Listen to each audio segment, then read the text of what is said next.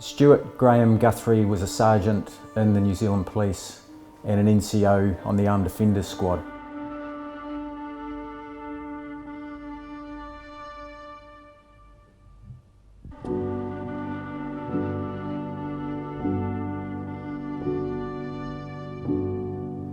I'm Jason Guthrie, a superintendent currently serving in police, and Stu was my uncle. I've always admired and been really proud of the work he did in police.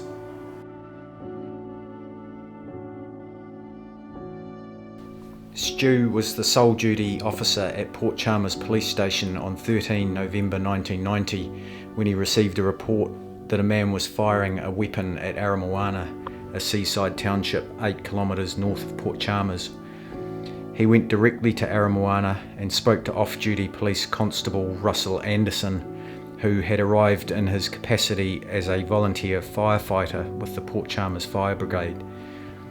New Zealand police are generally unarmed, but because of the nature of the incident, Stu had his police pistol. Constable Anderson managed to borrow a .22 rifle from a local. By this time, Stu had learned from the police comms centre, then called Control, that the gunman had killed a number of people. Stu knew the gunman and located him inside his house. He instructed Constable Anderson to cover the front of the house while he took the higher and more visible position at the back of the property. The gunman left his house by the front entrance and went towards Constable Nick Harvey, who had relieved Russ Anderson's position but retreated through his house when challenged. Stu, meanwhile, had taken cover behind a sand dune at the rear of the holiday home next door. He could see the gunman inside the house and worried that he might soon move as he had blackened his face and picked up a backpack. Stu gave calm and concise situation reports and clearly indicated his intention to contain the gunman. He was the only officer with a portable radio, relaying instruction to the patrol car radio. The lack of communications in the field resulted in Stu not having real-time intelligence regarding the gunman's location at all times. Stu was lying in wait with a revolver in one hand and police radio in the other, and transmitted when he encountered the offender coming out the rear of his house.